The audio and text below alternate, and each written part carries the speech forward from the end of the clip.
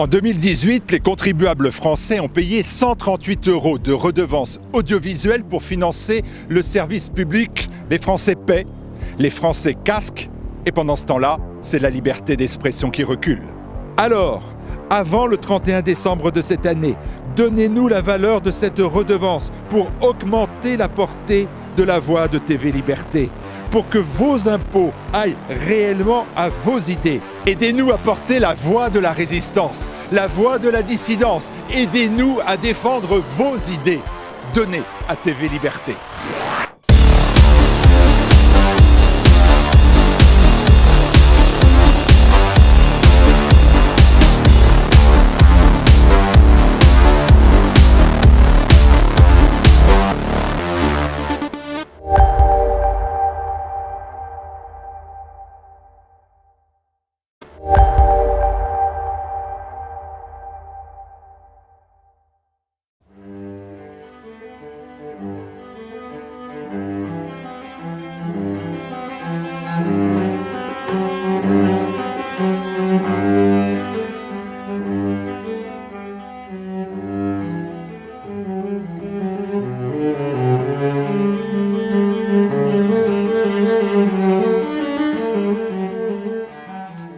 Chers amis de TV Liberté, bonjour. Nous partons tous trois au cinéma. Bonjour Maxime, bonjour Arthur. Bonjour Anne. Et nous allons dans le Nord, Maxime ? Alors nous allons dans le Nord, nous allons surtout dans l'Est. Ah bon, le titre c'est The Spy Gone North. Oui. Oui, alors c'est un film qui se passe en Corée, donc oui. C'est un peu plus à l'Est. Ah, donc c'est la Corée du Nord. C'est donc un film en fait qui questionne la relation entre la Corée du Sud et la Corée du Nord. D'accord. L'histoire se passe en 1993. Et on suit un espion d'un des services secrets gouvernementaux de Corée du Sud, dont le nom de code est Black Venus, et sa mission, c'est de découvrir si la Corée du Nord a, oui ou non, un équipement qui lui permet de produire des armes nucléaires. Et donc, son bureau va monter une opération de longue ampleur, puisqu'on va prendre un militaire, on va en fait le faire détester par ses amis, etc., pour en faire un personnage lambda. Et on va lui confier la mission en fait, d'infiltrer la Corée du Nord pour découvrir les choses. Alors là, vous allez me dire, bon, c'est un énième James Bond, au contraire, c'est un film un peu d'espion intellectuel, mais on s'y perd un peu. Et en fait, pas du tout. Parce que au début... Voilà, c'est exactement ce qu'on ressent. Et pas du tout pourquoi. Pas du tout parce qu'en fait, on va faire jouer à ce type un angle business et politique. Donc en fait, on va lui faire créer une entreprise en faisant miroiter aux gens de Corée du Nord qui vont pouvoir faire du business avec la Corée du Sud. Et notamment, lui a une idée qui consiste à dire, on va dire à la Corée du Nord qu'on fait de la publicité dans les sites hyper connus de la Corée du Nord pour des entreprises de Corée du Sud. Et ça marche, ce qui lui permet évidemment de visiter le pays et de découvrir le pays. Ce qu'on va découvrir en filigrane, c'est qu'en fait, il se retrouve pris au milieu de conflits à la fois politiques en Corée du Sud, de conflits politiques en Corée du Nord, et de conflits entre les deux. Et de conflits, et pas seulement de conflits, mais aussi de magouilles entre les deux.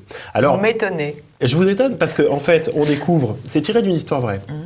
Qu'au moment des élections en Corée du Sud, les services secrets, pour ne pas que l'opposition dite de gauche, c'est-à-dire en fait socio-libérale, gagne, font monter la pression avec la Corée du Nord et s'arrangent avec les services spéciaux de Corée du Nord en leur disant, bon, si vous attaquez un peu la frontière, une petite bombe qui saute, quelque chose, et comme ça, pouf, la cote de popularité du président qui est pour une sorte, pas de dictature militaire, mais enfin de pouvoir bien musclé, remonte. Et lui va se trouver au milieu d'un conflit qui est celui-ci et va vouloir l'empêcher, et c'est le début de la fin de son opération. Alors qu'est-ce qu'on voit dans ce film qui est si intéressant que ça ? D'abord, on voit toutes ces magouilles politiques, parce que cet espion va être le témoin de ces magouilles politiques qui sont tirées d'histoires vraies et qui sont vraiment très intéressantes, parce que on croit qu'on a le Nord contre le Sud, et en fait, on voit que le Nord et le Sud magouillent entre elles, tout en essayant de s'espionner, et que ce pauvre type va être pris au milieu de tout ça. On voit aussi ce type qui va réussir à infiltrer la Corée du Nord jusqu'à rencontrer Kim Jong-il, enfin le chef de l'État nord-coréen, et il y a des scènes extraordinaire, c'est-à-dire que le moment où il rencontre Kim Jong-il, on lui dit attention, ne le regardez pas dans les yeux, regardez-le toujours. Mais le type, il arrive là, on voit toute cette espèce de pseudo-phase, de procédure de sécurité, d'images délirantes de la Corée du Nord. On voit la pauvreté de la Corée du Nord, on voit à quel point les clans s'étiolent, c'est-à-dire que toutes les réalités, les gens du Nord qui seraient pétris dans la droite ligne des convictions du Nord, et puis etc. Tout ça vole en éclats petit à petit dans le film. Donc c'est extrêmement précis, fin, spirituel, bien amené, par sociologiquement, petites touches, très par intéressant. petites touches. Ça tient vraiment la route, et c'est surtout l'histoire d'amitié de deux hommes. Puisqu'en fait, lui, cet homme-là, va finir par devenir très ami avec son espèce d'homologue de Corée du Nord. Et en fait, l'homologue de Corée du Nord comprend assez vite que l'autre est un espion. Cependant, comme le chef de l'État a dit, il faut le faire. C'est-à-dire, si on dénonce ce type comme un espion, c'est qu'on est complice et finalement on va tous se faire tuer. Et donc on voit qu'il va même essayer de le protéger quand il est en train de se faire prendre, jusqu'au moment où il va se faire prendre. Et mais racontez pas tout. Je ne raconte pas la fin, ou plutôt je vous dis simplement que la fin est extrêmement touchante, puisque vous aurez les retrouvailles entre ces deux hommes, et qui sont... J'ai raconté la fin, mais je le raconte parce que ça traduit bien... On l'aime, mais il est insupportable. Ça traduit bien ce qu'est ce film. C'est-à-dire que vous avez ces deux hommes qui ne se sont pas vus depuis presque 10 ans. C'est l'histoire d'une très grande amitié. Ça révèle le film. Ouais. Ils se sont pas vus depuis 10 ans, chacun pense que l'autre est probablement mort, et puis en fait le type de Corée du Sud avait offert une fausse Rolex au type de Corée du Nord pour l'amadouer, et celui de Corée du Nord lui avait offert une épingle à cravate. C'était une très jolie scène parce qu'on le voit dans sa cuisine, dans sa maison extrêmement modeste. Lui qui voyage dans des hôtels internationaux au nom de la Corée du Nord, dans une cuisine très simple, avec une famille très simple, alors qu'il est au sommet du parti. Et il lui offre cette épingle à cravate dont on devine qu'il a dû avoir un mal fou à l'acheter et à la faire entrer dans le pays. Et sans se concerter, bien entendu, ils se croisent dans un événement de rapprochement entre les deux peuples. Et les signes de reconnaissance. Le type de Corée du Sud voit celui de Corée du Nord, s'étonne, se dit « il est vivant ». Et le type sort sa montre, comme ça, pour regarder l'heure, et lui montre. Ils sont à une certaine distance. L'autre ouvre sa veste, comme ça, et montre qu'il a son épingle. Et les deux pleurent. Voilà. Et c'est la magie de ce cinéma de Corée du Nord, parce que tout est là, en fait. On n'a pas besoin... Ils sont d'une finesse... Donc il n'y a pas de grande scène de bataille, de machin, de je te tire dessus, de je vole en hélicoptère pour m'écraser en sautant en parachute. Il n'y a pas besoin de James Bond.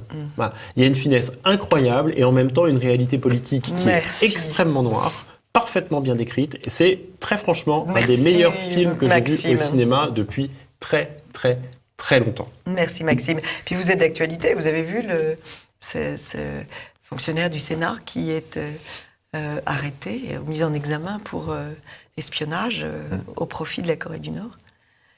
Voilà. Bon, Arthur. Oui. Alors, je suis allé voir Les Veuves de Steve McQueen, pas de l'acteur. J'avais envie aussi. Là, le réalisateur. Alors. Donc, le film, c'est l'histoire de... Ça se passe à Chicago. En fait, c'est tiré d'une adaptation d'une vieille série qui, je crois, de mémoire, se passait en Angleterre. Oui. Donc là, ça se passe à Chicago. C'est 4 femmes qui ne se connaissent pas et qui vont se retrouver malgré elles embarquées dans un braquage à faire parce que leur mari qui avait commis ce braquage-là mais qui ne l'avait pas terminé sont morts et elles ont des dettes à rembourser.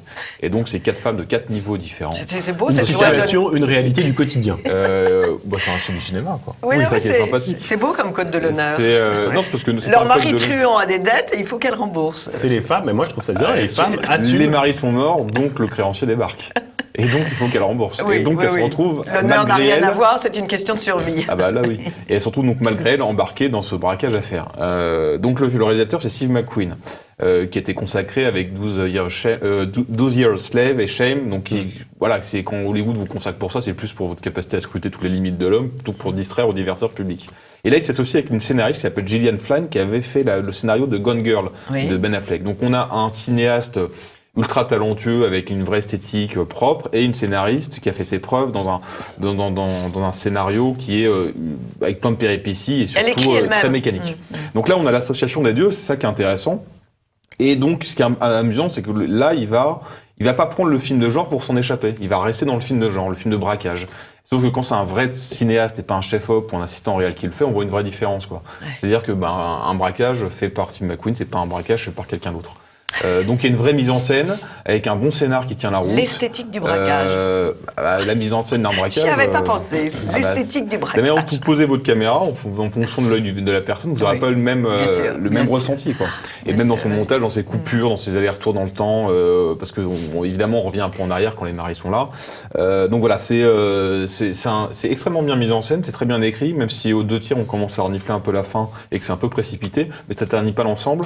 Et ce qui est intéressant, c'est que c'est vraiment seulement 4 versent un casting 100% féminin, quoi. C'est 4 femmes. Et alors on en sort regonflé. On se dit, nous, pauvres femmes, faibles femmes, nous pouvons faire des braquages. Je ne parlerai pas à la place des femmes, j'en sais rien. Mais en tout cas, moi, ça m'a diverti. Et je ne sais pas si vous vous rappelez l'affreux Ocean 8, qui était l'adaptation féministe des Soderbergh de Ocean 11, qui était vraiment affreux. Là, pour le coup, c'est 4 femmes qui sont 4 actrices, comme il y avait de Ocean 8, sauf que c'est pas un duplicata de ce que font les hommes chez les femmes. Non. Voilà, ils leur donnent un vrai rôle, avec leurs vraies particularités, puis en plus, ils mélangent les genres, social et tout. Il y a des réflexions drôles.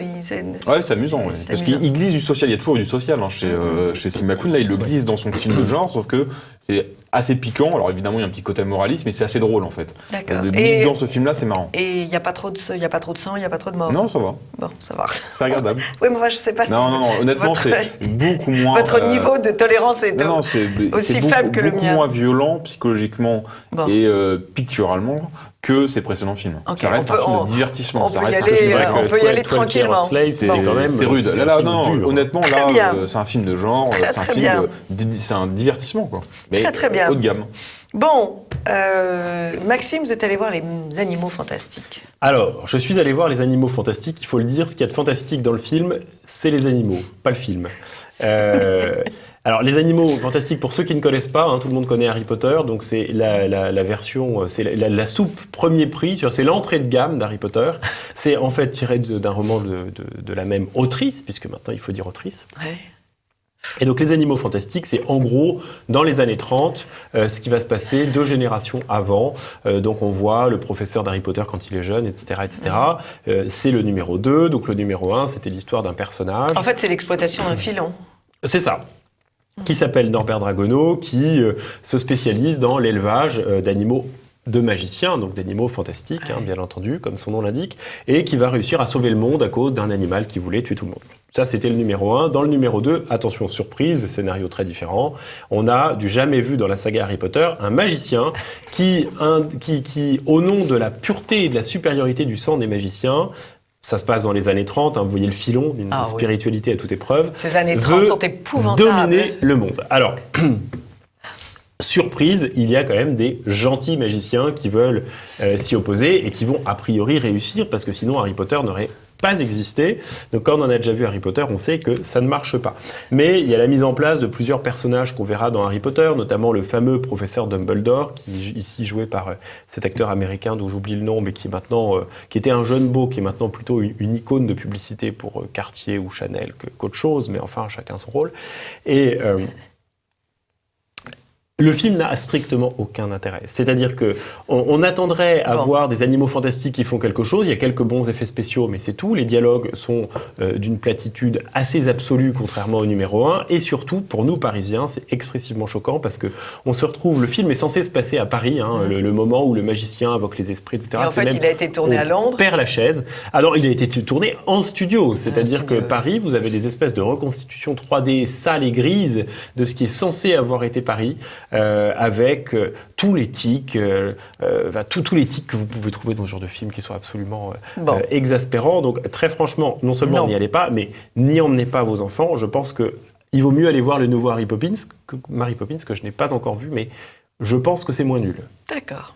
Merci Maxime. Et vous, Arthur, vous êtes parti aux confins du monde ? Les confins du monde. Confins du monde, c'est un film de Guillaume Niclou.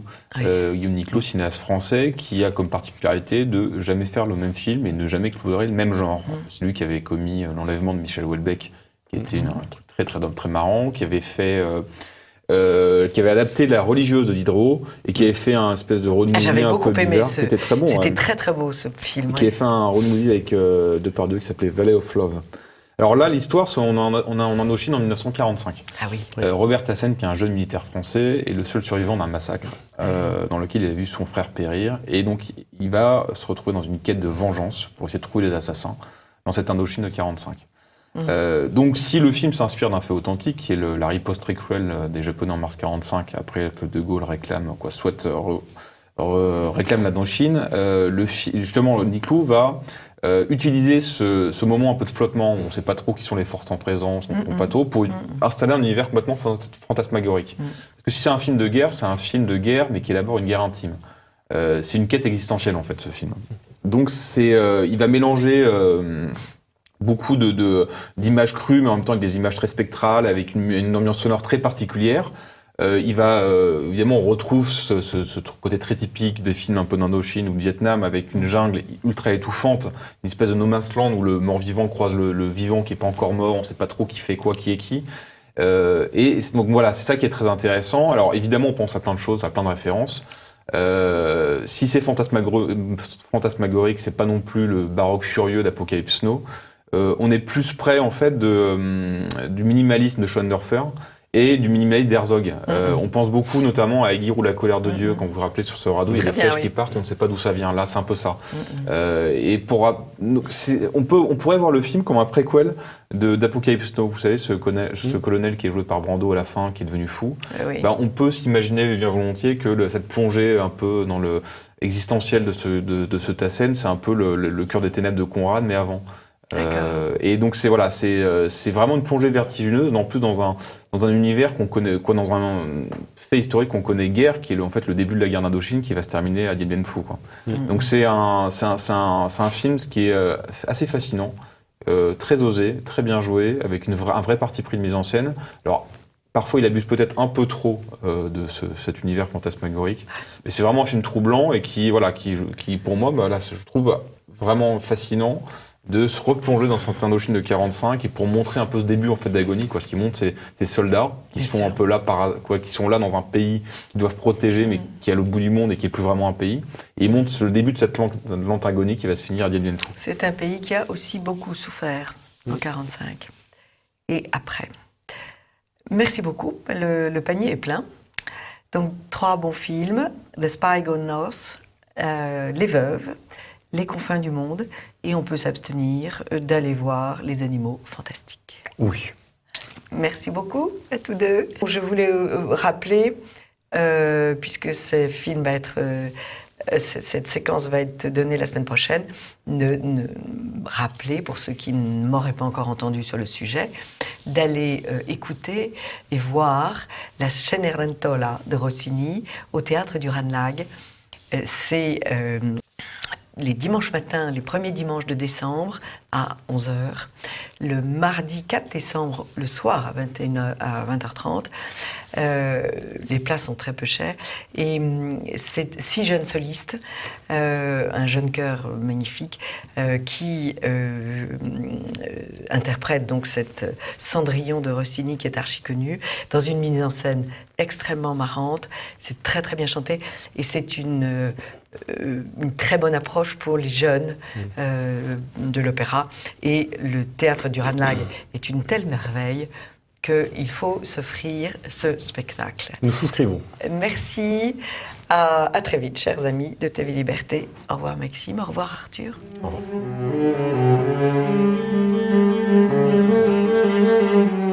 Amis de TV Liberté, bonjour. Nous avons le bonheur de recevoir ce matin Bernard Gantois. Bonjour Bernard. Bonjour à tous les téléspectateurs. Nous sommes en face d'un nouveau livre, c'est le troisième, oui. Le Mirage des valeurs de la République, aux éditions Via Romana. Vos 2 premiers livres étant déjà chez Via Romana. Le premier qui s'appelle La saga des Louis, un livre que j'ai beaucoup aimé parce qu'il incarne l'évolution d'une famille. Tout à fait, c'est un roman. C'est un roman, un roman sur la famille d'artisans, d'ébénistes, d'objets sacrés, de meubles sacrés. Tout à fait. Depuis quand? Depuis Charlemagne. Depuis Charlemagne jusqu'à nos jours. Jusqu'à nos jours, oui. Et c'est une idée très intelligente qui explique bien comment évolue une famille et comment évolue notre économie. Et les conséquences de ces évolutions. Et les conséquences, bien sûr. Et donc c'est un livre qui se lit facilement, qui est accessible à beaucoup de gens et qui est une belle leçon, je trouve, d'économie. J'ai essayé d'y passer des idées. Je n'écris pas des romans pour raconter des histoires. Non. L'histoire est accessoire, le fil rouge est essentiel. Vous êtes polytechnicien et ingénieur des ponts et chaussées. Personne n'est parfait. On ne plaisante pas avec vous. Si. Vous avez écrit un autre livre très amusant qui s'appelle Qui a été édité chez Chiré. qui était édité chez Chiré, qui est Lettre à François. La lettre ouverte au pape. Oui. Lettre ouverte au pape. Bon, les affaires ne s'arrangent pas. Alors non, certaines personnes me suggèrent de faire une version 2, puisque ce fascicule est sorti il y a à peu près 1 an, et en 1 an, il s'en est passé des choses.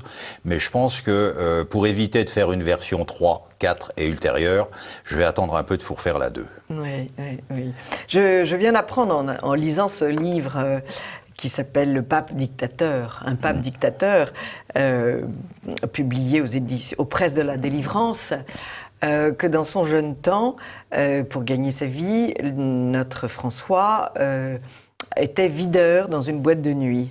Et j'ai un peu peur que cette activité, bien que temporaire, ait laissé des traces. Parce que c'est comme le trotskisme, quand on le fréquente, on n'en sort jamais. Il continue à vider. Voilà. Enfin, on rit, mais c'est d'une tristesse absolue. Je rentre de Rome et je peux vous dire qu'on a une impression de tristesse tranquille. Et il faut avoir beaucoup de foi. Et il faut savoir... Je vous ai souvent... Je ne sais pas si je vous l'ai raconté à vous, je vais vous le dire... à vous et aux téléspectateurs. Napoléon se présente dans ses campagnes victorieuses en Italie, au Mont Cassin, et il voit le père abbé du Mont Cassin, et il lui dit mon père, je peux vous faire fermer du jour au lendemain. Il avait déjà fait fermer, il avait pris possession d'un certain nombre d'abbayes, de biens religieux sur son chemin. Et le père abbé lui a répondu fort intelligemment et avec beaucoup de recul, comme toujours les moines, surtout les moines bénédictins que je connais un petit peu. Oh, vous savez, nous sommes plusieurs à avoir voulu la fin de l'Église depuis qu'elle existe. Les gouvernements, les chrétiens, et nous-mêmes, les évêques, l'Église elle-même, la hiérarchie. Mais nous n'y sommes jamais arrivés. Donc, je me répète ça tous les matins. Espérons que la parole s'avère exacte. Vous êtes au courant des effroyables dispositions, d'abord de fermeture et de dislocation de congrégations, les franciscains de l'Immaculée et les petites sœurs de Laval. Non, et puis tout ce qui se fait sur le mariage, la société, enfin, c'est vraiment terrifiant. C'est vraiment terrifiant, mais bon. Et voilà. Et puis, bon, bien évidemment, tout ce qui se passe à Rome et qui est tout à fait attristant. Mais encore une fois, il faut regarder plus haut. Voilà. Au-dessus du Vatican. Et puis maintenant, nous abordons le mirage des valeurs de la République. Alors, j'ai choisi pour illustrer cette émission ce tableau qu'a fait Bernard Buffet. Je trouve que ce personnage un peu androgyne, avec son petit bonnet phrygien, représente bien la situation dans laquelle on est. Oui, et il est tout à fait cohérent avec ce que j'ai mis dans ce petit livre. Alors, qu'est-ce qui s'est passé? Vous avez eu un coup de sang à entendre répéter les valeurs de la République? Pour tout dire, ça faisait bien longtemps que je trouvais que cette expression était plus une incantation qu'autre chose. Et nous avons eu il y a quelque temps un Premier ministre qui ne pouvait pas ouvrir la bouche 30 secondes sans sortir les valeurs de la République. Au demeurant, après une accalmie, ça revient dans notre période actuelle. Et ce Premier ministre donc a disparu dans les brumes du sud de la France ou du nord de l'Espagne. Mais il en a tellement répété que j'ai décidé qu'un jour je ferai un commentaire sur la chose. Donc j'ai pris les valeurs de la République et je les ai décortiquées sous tous les aspects possibles, c'est-à-dire l'aspect sémantique, le mot valeur, le mot république, le mot démocratie qui est en général associé à la République depuis notre révolution du XVIIIe siècle. Et comme je n'avais pas réussi à trouver, pas plus d'ailleurs que les dictionnaires, parce que quand on regarde le sens du mot valeur dans le littré, il y en a 14, si ma mémoire est exacte. Oui. Le sens valeur morale doit être le 7e, parmi d'autres. Et donc, rien que le mot valeur, selon si on le prend sur le sens moral, quelle morale, puisque la morale, on le verra plus tard, est ta géométrie variable, quand elle est nationale et à géométrie personnelle, puisque tout le monde est individualiste. Et donc, le mot valeur n'a déjà pas de sens. Quant au mot république, on s'aperçoit rapidement qu'il n'a pas de sens. Si on compare la République en Grèce, où 10% des citoyens s'occupaient de la gestion de la République romaine, que l'on qualifierait aujourd'hui de dictature abominable, la République soviétique, dont la constitution faite par Staline était la plus démocratique du monde, la République chinoise qui est un peu la même chose, enfin bref, le mot République, on le met à toutes les sauces, ce qui veut dire qu'il n'y a pas une sauce unique, donc il n'a pas plus de sens. Alors après, que devant cet échec notoire de définir les valeurs de la République par la sémantique, j'ai essayé... Ah oui, le mot République dans les dictionnaires est également extrêmement flou. On peut y comprendre tout ce qu'on veut, y compris que la monarchie est une excellente république, ce que Rousseau dit par ailleurs dans son contrat social. Donc ça n'était pas clair. J'ai donc essayé de décortiquer ensuite la Déclaration des droits de l'homme, qui est quand même un document important. Alors là, les droits de l'homme, oui, c'est... Et du citoyen. Vous soulignez qu'ils sont eux aussi à géométrie variable. Absolument, puisque dans les droits essentiels, et pour la plupart d'entre eux, ils sont tous soumis à l'encadrement de la loi. Et comme la loi est elle aussi à géométrie variable, puisque la loi dépend du Parlement, en principe, et que ces parlements dépendent d'une population qui est soit d'humeur changeante, soit pilotée par les médias, on ne sait plus très bien ce que ça veut dire, en fait. Je crois que les Français n'ont pas très bien compris le jour où Chirac a dit qu'il n'y avait pas de morale au-dessus des lois de la République. Tout à fait, tout à fait. Donc c'est la création de l'instabilité, dont je reparle un peu plus loin d'une autre façon. Vous dites carrément, l'article 16 de la Déclaration des droits de l'homme est la clé de voûte de l'instabilité du régime républicain à la française. Absolument. Et donc, alors il y a des articles qui sont plus sévères et plus ennuyeux que d'autres, notamment c'est celui sur la liberté d'expression, qui est aujourd'hui et dans la période que nous vivons, mais d'actualité, extrêmement sensible, puisque sa limitation par la loi est un fait que nous vivons tous les jours. Je pense évidemment à la loi sur les fake news, pour parler français. Alors, vous jetez un sort aussi, vous faites un sort aussi à cette trilogie, ce mantra qu'on répète sans arrêt, qui est au fronton de toutes nos écoles, la fameuse liberté, égalité, fraternité. Et là, on peut dire que vous décapez. Alors j'avais, si vous voulez, ayant subi un échec en essayant de comprendre le sens de valeur de la République par la Déclaration des droits de l'homme, je me suis dit, qu'est-ce qui reste ? Il reste la devise. Et donc la devise, comment pouvait-on la traiter autrement que de regarder ce qu'elle donne en application particulière, parce qu'elle est française, la devise. C'est pas la devise de Staline, c'est pas la devise de Mao ou la devise de Berlusconi. Elle est française. Donc on pouvait, en contemplant le panorama français, voir quelle était l'application réelle de ces trois mots.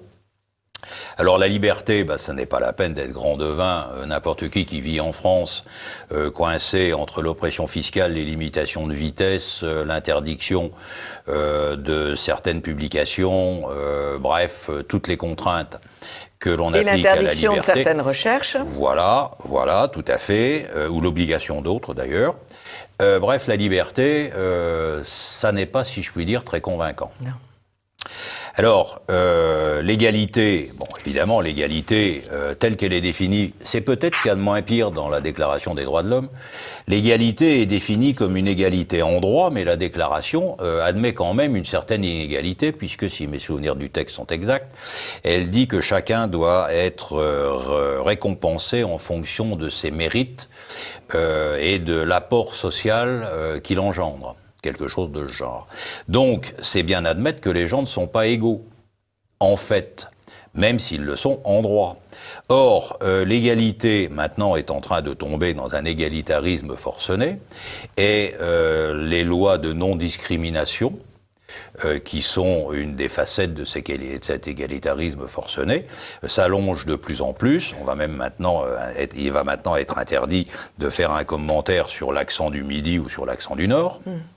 Non, mais Donc si on prend absolument épouvantable. Si on prend ce que disent les services sociaux, les gens qui distribuent les appartements dans les HLM, il est évident qu'il y a des dossiers qui sont prioritaires Voilà. par rapport aux indigènes de la France. Et puis, tout à fait. Et puis, dans le cadre de l'égalité, il y a quand même quelque chose que peu de gens savent, c'est qu'il y a à peu près 50-60 ans, dans les grandes écoles, qui passaient à l'époque pour une certaine représentation de, entre guillemets, l'élite française, il y avait un peu plus de 30% d'enfants venant des ouvriers de la classe moyenne inférieure. Oui, oui.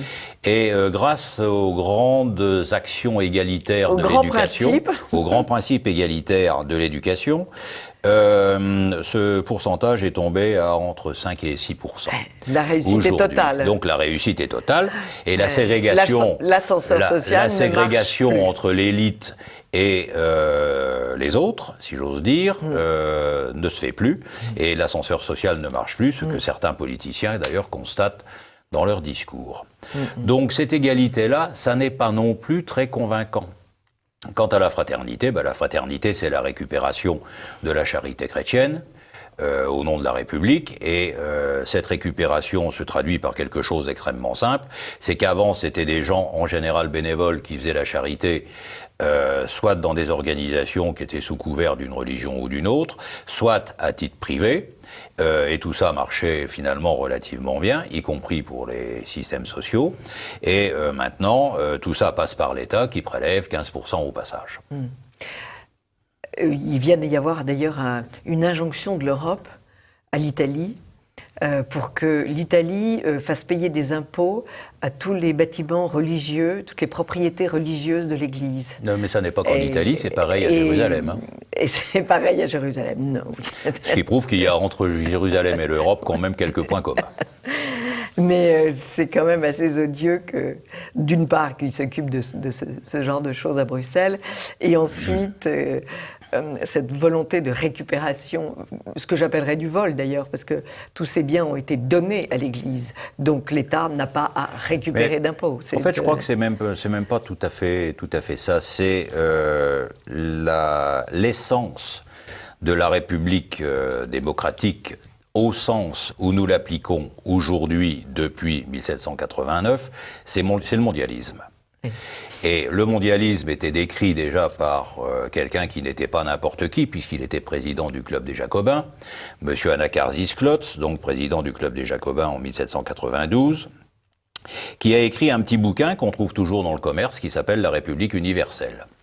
Et dans ce petit bouquin, il décrit le mondialisme tel que l'ONU pourrait le promouvoir demain. Oui. Donc, ça n'est pas tout à fait par hasard que de la République de M. Anacharsis Clots, qui, comme Robespierre, a fini raccourci, jusqu'à l'ONU d'aujourd'hui, ça soit en gros la même idée. Et tous ceux... Alors, la République, évidemment, a mis en évidence la nation quand elle se sentait menacée. Quand elle a voulu exporter ses idées glorieuses au monde connu, c'est-à-dire en gros à l'Europe, grâce à Napoléon, on a mis en évidence le nationalisme. Pourquoi ? Pour avoir des soldats.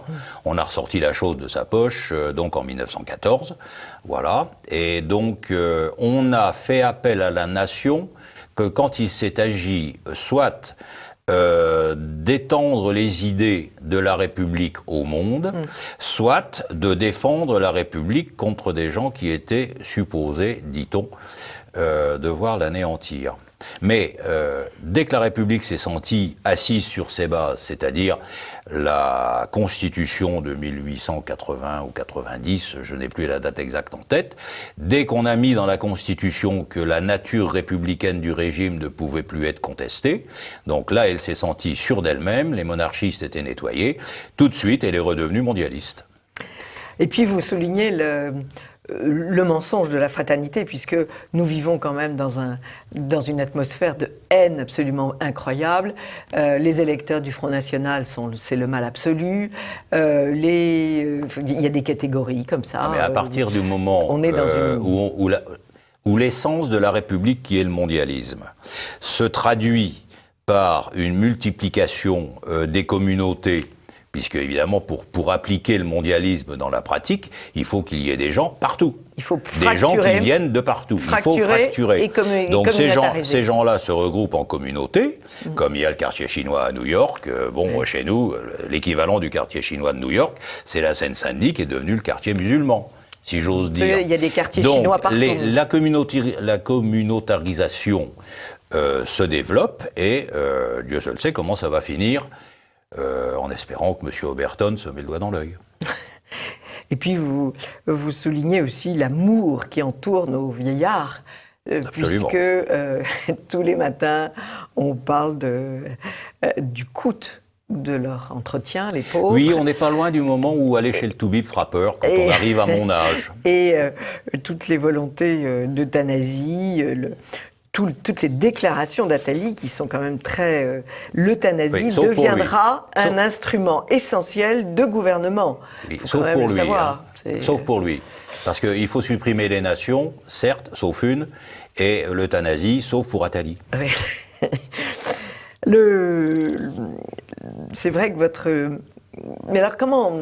Le mirage, c'est un mot que vous n'avez pas... Alors le mirage, non, c'est pas un mot que j'avais imaginé au départ. Oui. J'avais imaginé un mot beaucoup plus dur, mais pour des raisons mystérieuses, on a trouvé que c'était trop dur. Quel était ce mot? Foutaise. Foutaise, oui, j'aime bien, j'aime assez. Bon, bref. Foutaise. Ceci dit, pour moi, la République, c'est un rideau de fumée. Oui. Alors évidemment, quand je dis ça, ah là là, complotisme. Oui. Non, pas complotisme, consensus. Oui. Il y a un consensus qui s'est établi progressivement, en gros, surtout depuis la Révolution, sur le mondialisme, avec les vicissitudes dont on a parlé. Consensus qui, en fait, on peut faire remonter à Diogène. Diogène se disait déjà 500 ou 600 ans avant Jésus-Christ, citoyen du monde. Mais à l'époque, il n'y avait pas les médias pour expliquer la chose. Donc le concept est très ancien, mais son application remonte effectivement à l'époque où, comme je le disais tout à l'heure, Napoléon exportait la République à coups de canon. Comme George Bush à coups de B-52. Simplement, c'est plus efficace avec les B-52. Et donc, la République est un rideau de fumée qui permet de cacher qui contrôle le temps. Parce que dans toutes les critiques que je fais sur le pape François, il y a quand même une phrase qu'il a dite, qui est, je ne sais plus, donc, je sais pas si c'est dans un Maurice Laetitia, que le temps est supérieur à l'espace. Et effectivement, les gens qui contrôlent le temps, donc qui réussissent à former un consensus entre eux sur des objectifs lointains, ce qui impose effectivement qu'ils s'auto-choisissent, donc en dehors de tout processus électoral, ils se cooptent. Bien sûr.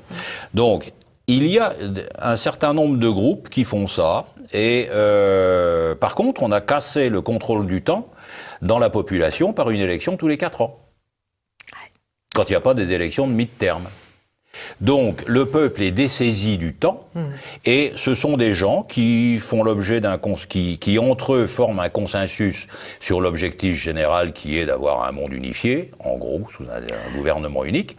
Eux, c'est pas un complot, mais ils sont tous d'accord là-dessus. Et que pensez-vous de ce réveil des peuples de l'Est qui ont connu, eux, une effroyable oppression pendant 70 ans et qui ne supporteront pas, bien évidemment... C'est extrêmement simple. La Révolution a voulu détruire l'Église. Staline a été à la limite plus efficace. Enfin, Lénine. Parce que, bon, on donne beaucoup de défauts à Staline, mais le vrai sponsor des gros défauts de l'Union soviétique, c'est quand même Lénine et un peu Trotsky. Bref, c'est Lénine qui a tout inventé. Staline a été un bon contremaître. Mais le chef d'entreprise, c'était Lénine. Faut pas se tromper. Donc, Lénine, lui, a réussi pratiquement à éradiquer la religion pendant 70 ans. C'est-à-dire qu'il a beaucoup mieux fait son boulot, parce qu'il a été beaucoup plus tendre que la Révolution. Dès qu'ils ont récupéré leur spiritualité, ça va mieux. Comme par hasard. Comme par hasard. Alors on attend, voir ce qui va se passer chez nous. Mais je pense que la Révolution, sur le coup, a été moins efficace, mais que dans le long terme, elle l'est probablement un peu plus parce qu'elle pervertit de l'intérieur. C'est plus efficace de nommer des cardinaux francs-maçons que de détruire la cathédrale de Moscou. C'est sûr, vous avez tout à fait raison. Merci. À mon avis. Merci beaucoup Bernard Gantois. Je rappelle le titre de votre livre, Le mirage des valeurs de la République, et c'est publié chez Via Romana pour la modique somme de 13 €. 13 €, oui. Et Donc- ça n'est pas un roman, hein. C'est un pamphlet. Donc vous devez tous avoir ça dans votre bibliothèque. Chers amis de TV Liberté, à très vite. Merci.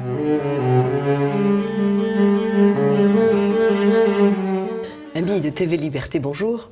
Nous allons avoir à cœur de défendre une très jolie chapelle du XIIe siècle à Saumur. Chapelle merveilleuse, vous la voyez sur les écrans. Elle est un très bel exemple de ce qu'on appelle le gothique angevin.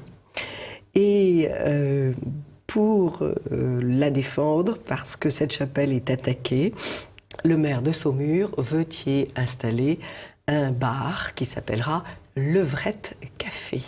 Tout un programme. Et jusqu'à preuve du contraire, nos chapelles et nos églises n'ont pas vocation à devenir des bars de toutes sortes et de toutes catégories de population. Pour défendre cette chapelle, au conseil municipal de Saumur, Monsieur Charles-Henri Jamin, bonjour. Bonjour madame. Vous êtes saumurois, vous êtes au conseil municipal de Saumur et vous êtes conseiller politique de Jean-Frédéric Poisson, et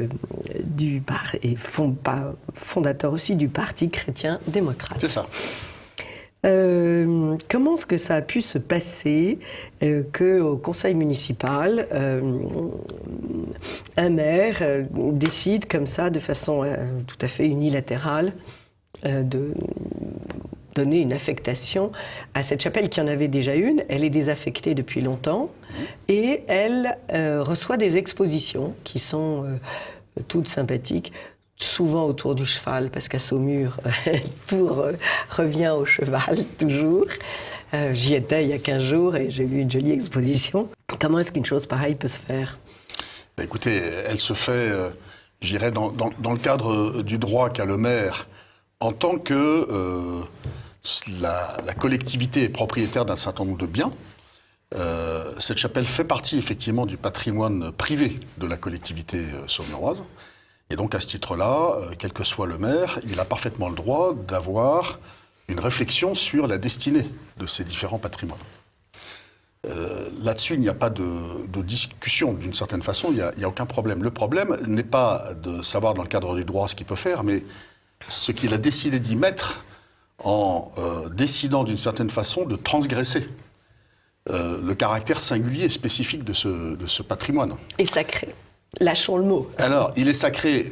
Alors, il est sacré je le redis, dans sa vocation originelle. Ouais.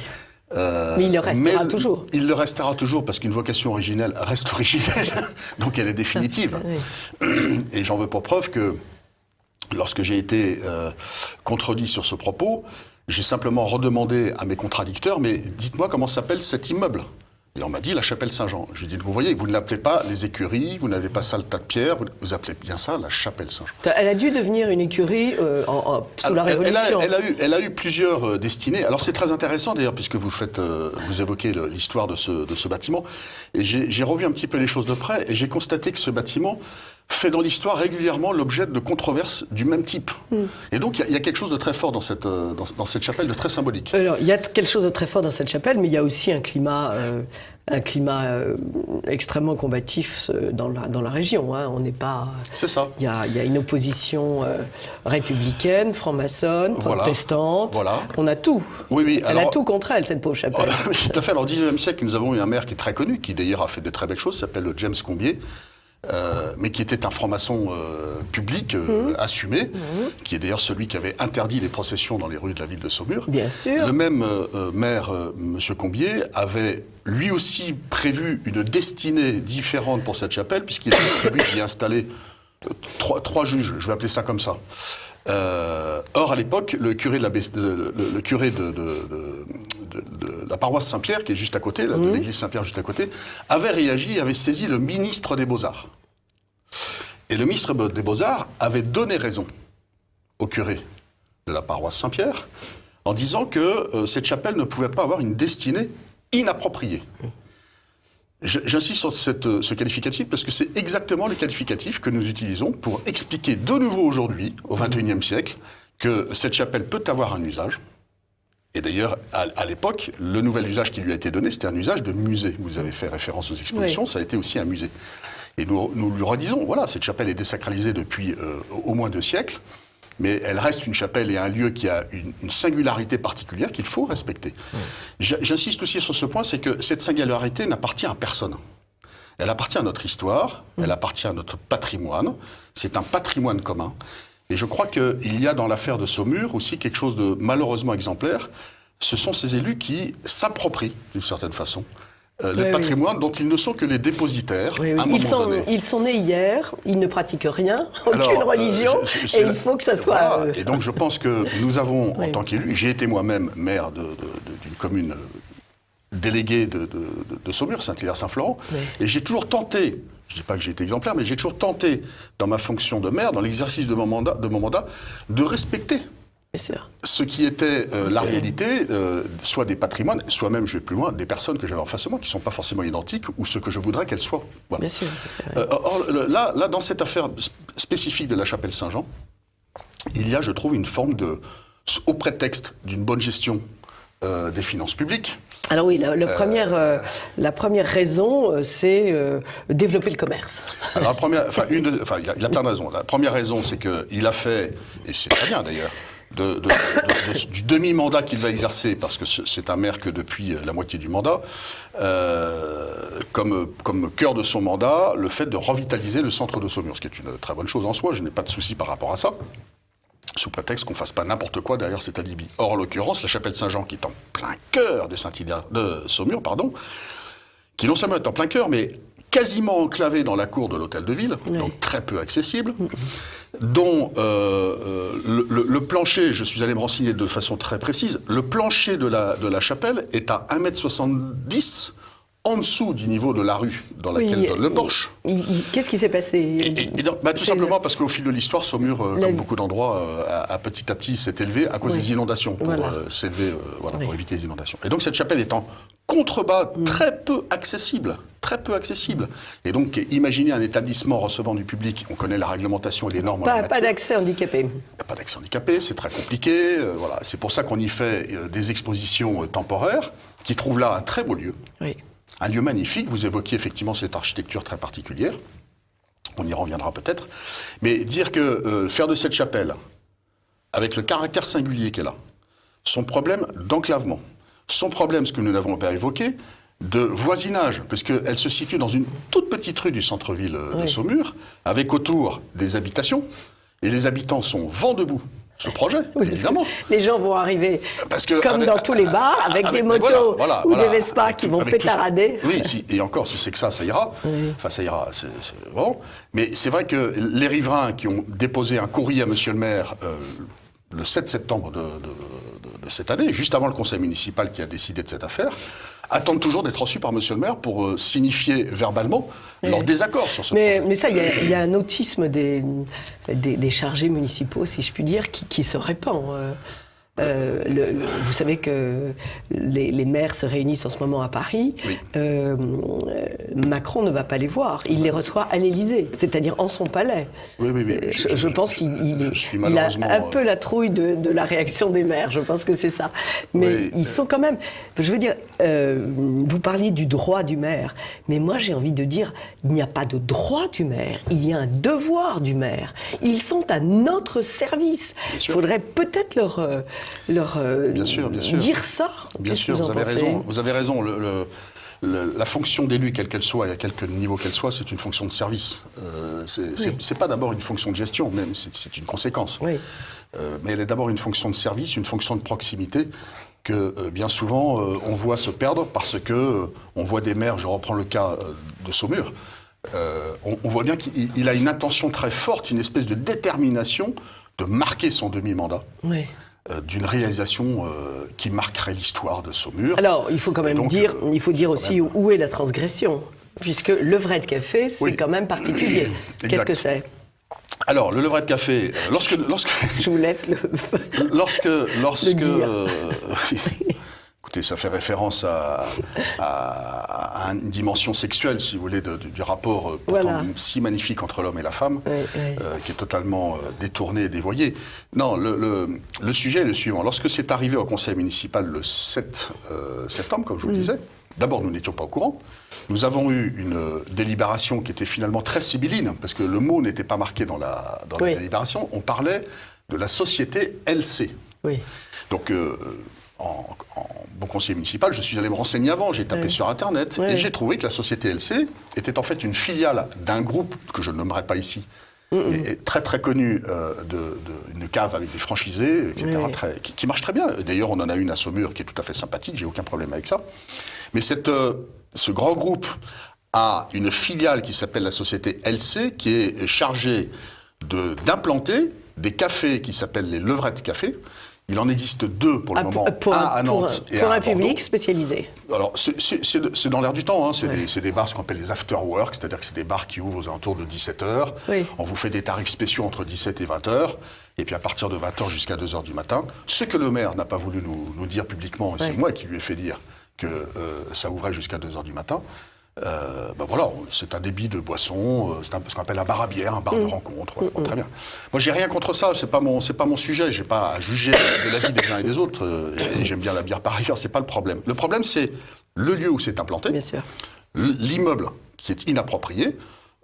Sur le plan urbain, c'est totalement inapproprié en termes d'aménagement urbain, et c'est ça qui est absolument scandaleux. Et enfin, effectivement, la transgression qui est liée entre la dénomination qui s'impose par le marketing de cette société et le fait que ça soit dans une chapelle, comme je l'ai dit par ailleurs, on peut comprendre que ça crée quelques mois. Oui, ça c'est leur petit plaisir à la con, je veux dire. Oui, peut-être, je ne sais pas. Je le dis tranquillement, mais...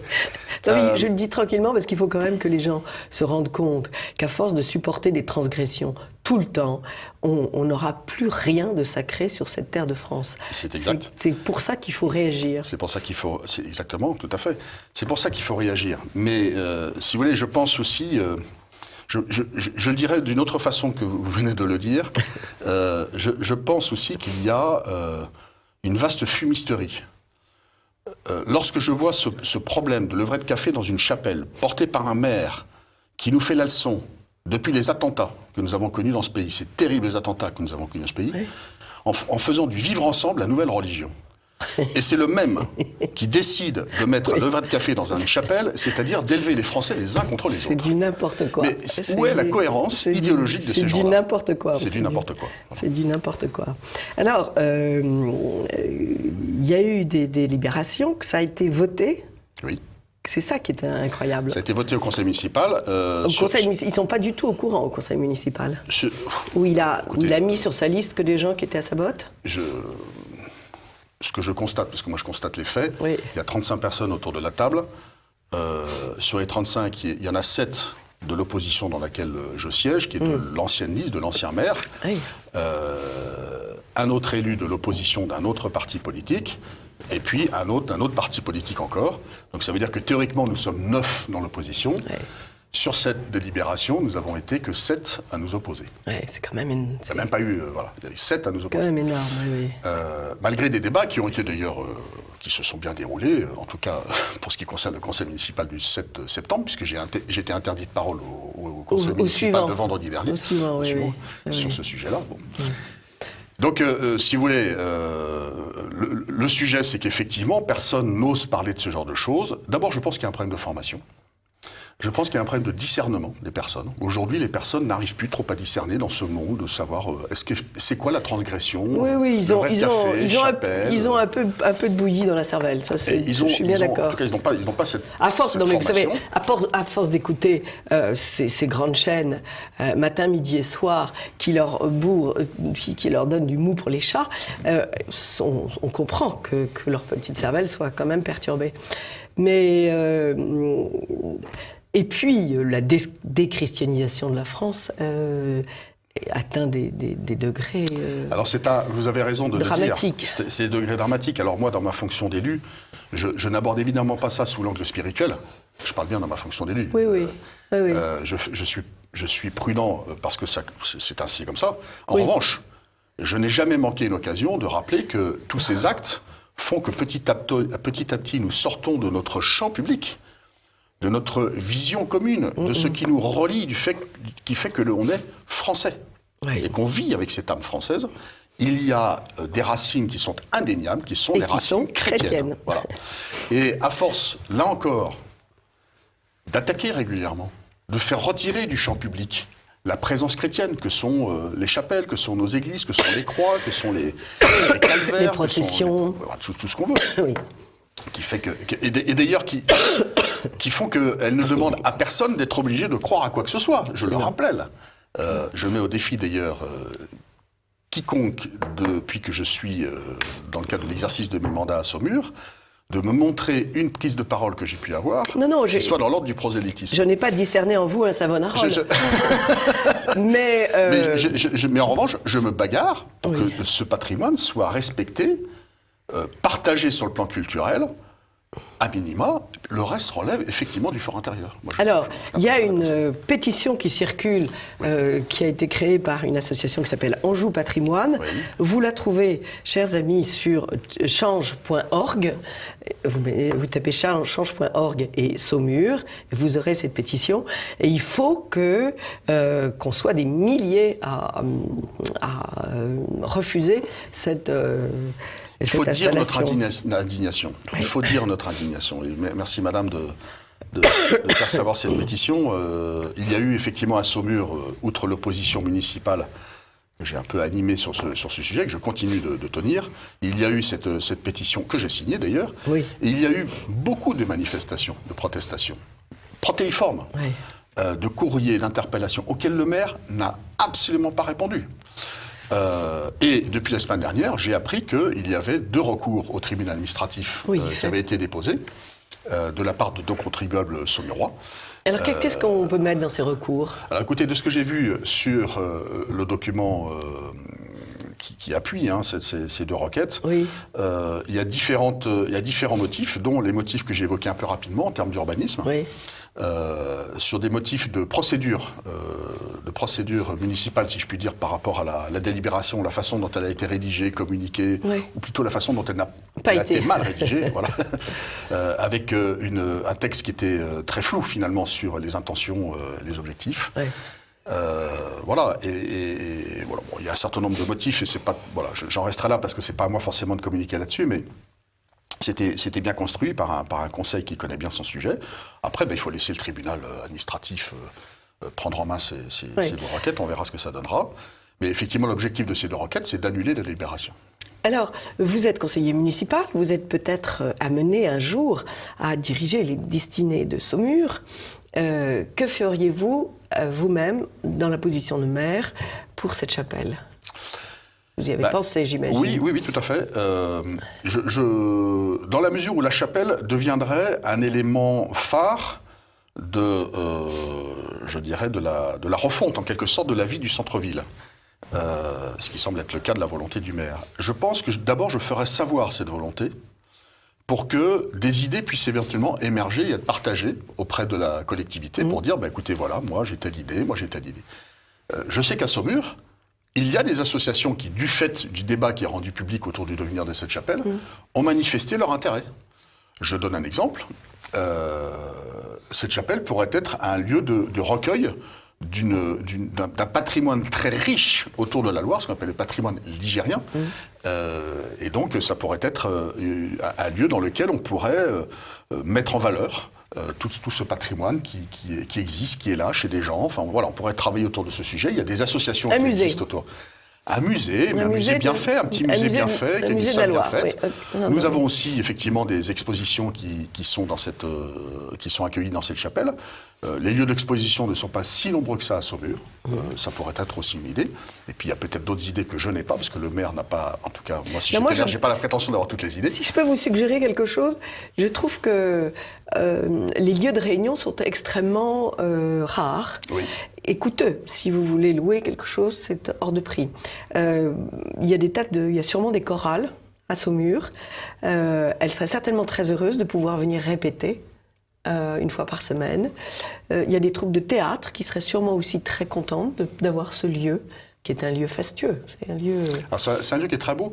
Vous évoquiez, on va revenir sur ce que vous évoquiez tout à l'heure, le gothique angevin. C'est en fait ce qu'on appelle le style Plantagenet, qui est très très particulier. Style Plantagenet, voilà. Qui est très particulier, qui est entre le roman et le gothique, qui est une période charnière en fait sur le plan architectural. On a c'est une espèce de petite abbaye Fontevraud en petit. Alors oui, alors plus particulièrement d'une abbaye que malheureusement vous ne connaissez peut-être pas, mais qui est absolument remarquable, qui est très peu connue, qui s'appelle l'abbaye d'Asnières, qui est au sud de Saumur, à Cizay-la-Madeleine. Oui, il faut que vous alliez voir ça, c'est magnifique. Oui.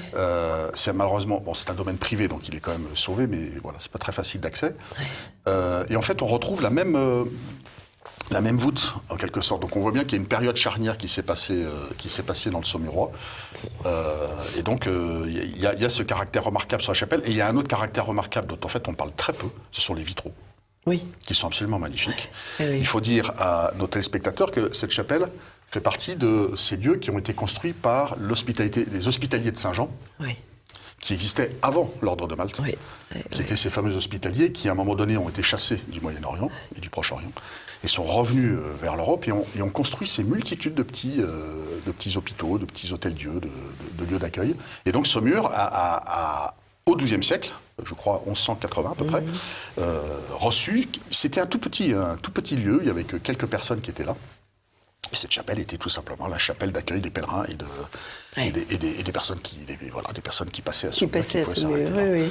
Il y a aussi elle pourrait être rendue à sa fonction caritative, un lieu d'accueil des pauvres. Il doit y en avoir des pauvres à Saumur. Il y en a comme partout et beaucoup à Saumur. Des pauvres avec un jour par semaine, distribution de vêtements ou distribution de nourriture ou distribution de... On peut avoir plein d'idées.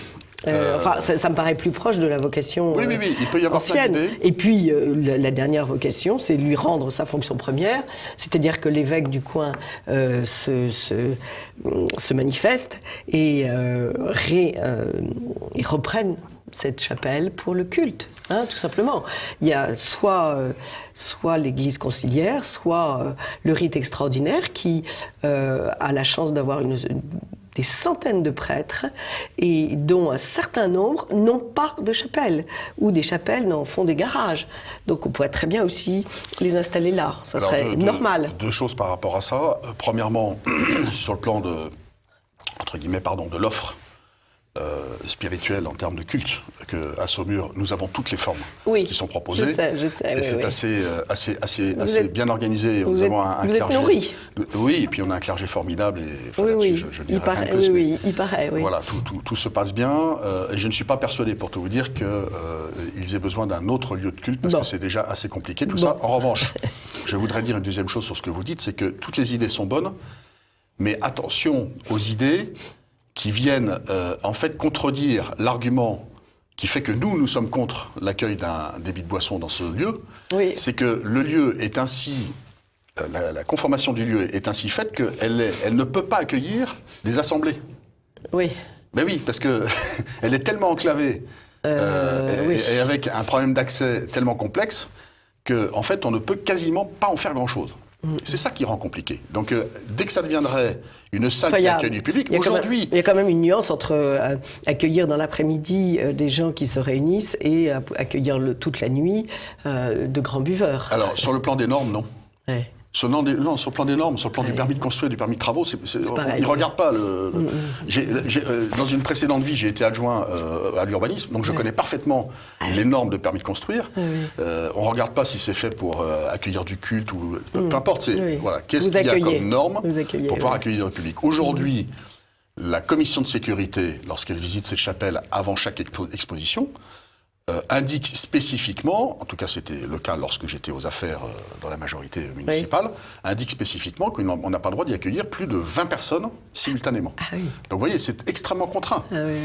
D'où d'ailleurs le caractère totalement fantasque et improbable de ce lever de café dans cette chapelle. De la décision du maire, Donc elle est sauvée. Avec un autre aspect que nous n'avons pas évoqué et qui est capital, c'est qu'en plus ce bâtiment est classé monument historique.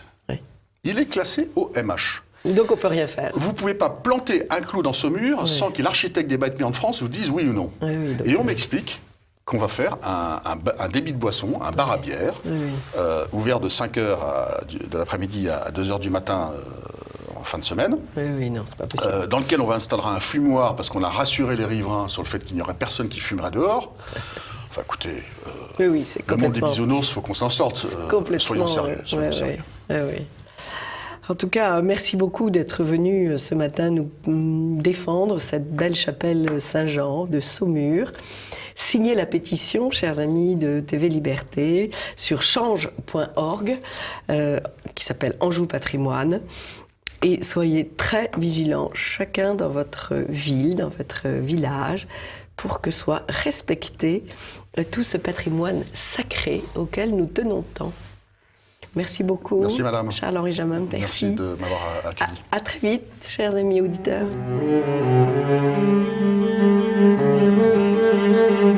Chers amis de TV Liberté, bonjour. Pour cette rubrique patrimoine en danger, nous avons invité Madame Catherine Boutin. Bonjour. Bonjour. Vous travaillez dans ce collectif Pulse pour un littoral sans éoliennes. Et vous venez nous alerter sur un projet, l'un des projets les plus imminents, qui est le projet du Tréport. Puis après, il y aura un projet Fécamp, Étretat, un véritable massacre de nos côtes. Vous faites partie aussi, bien sûr, de la Fédération Environnement Durable, qui est dirigée par Jean-Louis Butré, qui est venu à ce micro déjà. Et nous faisons donc un état des lieux. 62 éoliennes à 15 km du Tréport. Oui, mais ça n'est qu'un projet parmi tant d'autres. Oui. Il faut savoir qu'il y a actuellement en grand danger, il n'y a pas que le site du Tréport, il y a au moins 6 sites qui sont en grand danger. Vous avez en premier lieu d'abord, du côté de Saint-Nazaire, la Baule, un projet du même type, avec un peu plus d'éoliennes, mais un petit peu moins haute, environ 75, mais le chiffre est peu significatif puisqu'ils peuvent en rajouter, donc c'est 75 pour démarrer, mais après, ils pourront en rajouter. Donc aujourd'hui, c'est ça. Alors vous avez cette partie de la côte qui est en grand danger. Ensuite, vous avez Fécamp, Étretat, le site d'Étretat. De la même façon, vous avez ensuite le site de Saint-Brieuc. Non, les plages du débarquement, pardon. Avant tout, les plages du débarquement, saccagées. Vous avez Saint-Brieuc, la baie de Saint-Brieuc, vous avez le Tréport, Dieppe, le Tréport baie de Somme. Le Tréport baie de Somme. Et Noirmoutier, ça peut être... Et Noirmoutier, Dieu Noirmoutier. Voilà, dans la foulée. Noirmoutier. Disons que ça, c'est les premiers sites qui sont sur la liste. Ouais.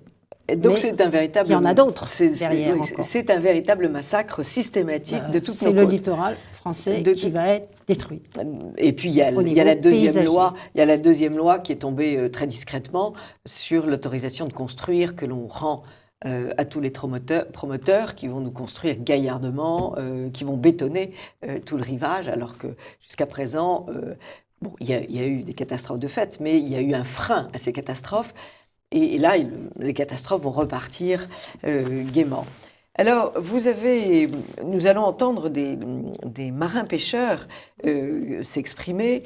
Les pêcheurs, notamment du Tréport, là, sont extrêmement malheureux parce que leurs pêches ne sont absolument plus aussi bonnes. Bonjour, je m'appelle Saïk Anquier, je suis patron du bateau Stéphanie depuis 4 ans. On voit depuis qu'ils ont mis la plateforme pour les éoliennes, la pêche a diminué de 50%. Depuis le mois de juin, on galère. On a peu de saison de sèche, on a peu de saison de barbet. C'est vraiment de pire en pire. De pire en pire. Le chiffre d'affaires il baisse de 50%. Et là, même là en ce moment, on hésite à sortir parce que on fait des marées vraiment nulles. Et oui, parce qu'il commence à y avoir des forages. Et ils ont pu constater que parmi les forages qui sont en train de se faire, des forages expérimentaux seulement. Au large du Tréport, donc oui, dans la zone prévue, à 10-15 km des côtes, dans leur zone de pêche. Dans leur zone de pêche. Dans leur zone de pêche. Ils ont déjà constaté un effet désastreux au niveau de la pêche, parce que déjà les poissons ne sont plus là. Ils ont été perturbés. C'est facilement compréhensible. Un marteau-piqueur vous fait fuir sur Terre. On ne voit pas pourquoi en mer, ça ne ferait pas fuir. Exactement. Et donc, ils l'avaient déjà réalisé, mais là ils ont même fait une manifestation autour d'une plateforme pour alerter les élus locaux, enfin les élus nationaux surtout, parce que malgré tout, les ordres viennent de là. Parce que nous, chez nous, au Tréport, enfin moi je m'occupe particulièrement de ce site, les élus dans l'ensemble sont contre. Oui. Les élus locaux. Donc on a cette chance. Ce n'est pas le cas partout ailleurs. Mais tout le monde réalise que les pêcheurs réalisent que c'est un désastre écologique terrible pour eux, c'est-à-dire que c'est leur activité de pêche qui est appelée à disparaître, quoi. Ça n'est pas qu'au Tréport, parce que vous savez savoir que partout ailleurs où on pêche la coquille Saint-Jacques, à Saint-Brieuc, à Port-en-Bessin, là, au niveau des plages du débarquement, et ailleurs, c'est un autre type de pêche et de poisson. C'est toute cette activité portuaire de pêche artisanale qui est appelée à disparaître, à être détruite. Mais de toute façon, c'est dans les dossiers. Comme les pêcheurs. Comme ils ont supprimé les petits paysans pour ne laisser la place qu'à des grandes exploitations, ils veulent supprimer les petits pêcheurs. Là, c'est pas pour faire des grands, ils feront autre chose. Des grands professionnels de la pêche, c'est pour mettre des usines électriques à la place. Des usines électriques. Oui, mais ça va favoriser la pêche dite industrielle. Voilà. C'est évident. Et puis, autre conséquence effrayante, le tourisme. Parce que les côtes d'Albâtre, c'est quand même quelque chose de magique. C'est toutes les côtes françaises qui sont magnifiques. Ouais. Les gens viennent sur nos côtes, c'est pas par hasard. Ils viennent là pour voir justement l'immensité d'un espace qui est encore à peu près pur, qui n'a pas à voir l'horizon. Enfin, la mer, c'est quand même ce symbole de liberté, d'espace. C'est et là, ils sont en train de fermer l'horizon. Voilà. Fermer l'horizon. Et on aura des couchers de soleil sur fond d'éoliennes. Derrière des barreaux. Derrière des barreaux, oui. Et il faut quand même comprendre que ces machines sont monstrueuses, parce que chaque éolienne, c'est quand même 210 mètres de haut. L'amplitude des pales du rotor, si vous voulez, c'est 4 terrains de foot. Pour vous donner un petit peu 4 terrains de foot. 4 terrains de foot. Qui flashent toutes les secondes. 4 terrains de foot. Oui. Vous voyez un petit peu l'ampleur de ces machines. Oui. Elles sont monstrueuses. On est dans la démesure, là. On est dans la démesure. Et en plus, ça va accoucher d'une souris, parce qu'on sait déjà combien ça va produire. On sait combien ça produit à l'étranger. On sait combien les éoliennes terrestres sur notre littoral, sur le littoral, combien elles produisent, combien de temps elles fonctionnent. Sur le littoral normand, soi-disant très venteux, elles fonctionnent sur Terre à 23% du temps. 23, même oui, ça veut dire qu'il n'y a pas tant de vent que ça en Normandie. Mais non, mais il ne faut pas s'imaginer. Et on en a beaucoup moins que, par exemple, en Écosse ou en Angleterre, ou même dans les pays nordiques. Et même dans les pays nordiques, ils ont un taux de charge, un taux de production des éoliennes en mer à 30%. Oui, donc on va passer mettons, de 23 à 30%, mais c'est ridicule. C'est ridicule. Pour une production ridicule en quantité et de mauvaise qualité, parce que comme c'est intermittent, c'est imprévisible. Donc, ce n'est pas autosuffisant. Donc, il faut d'autres usines pour compenser. Et alors, quels sont les recours envisageables? J'ai entendu dire que les promoteurs des éoliennes étaient très contents parce qu'ils avaient supprimé des capacités de recours. Mais ils ont changé toutes les lois pour... Ils ont fait changer toutes les lois, oui. Votées par nos députés, pour accélérer justement les procédures et nous donner la possibilité de moins nous défendre. C'est un tribunal unique et qui doit être traité à une vitesse extraordinaire, limitée à 1 an. Donc, ils ont fait en sorte que tout aille très très vite.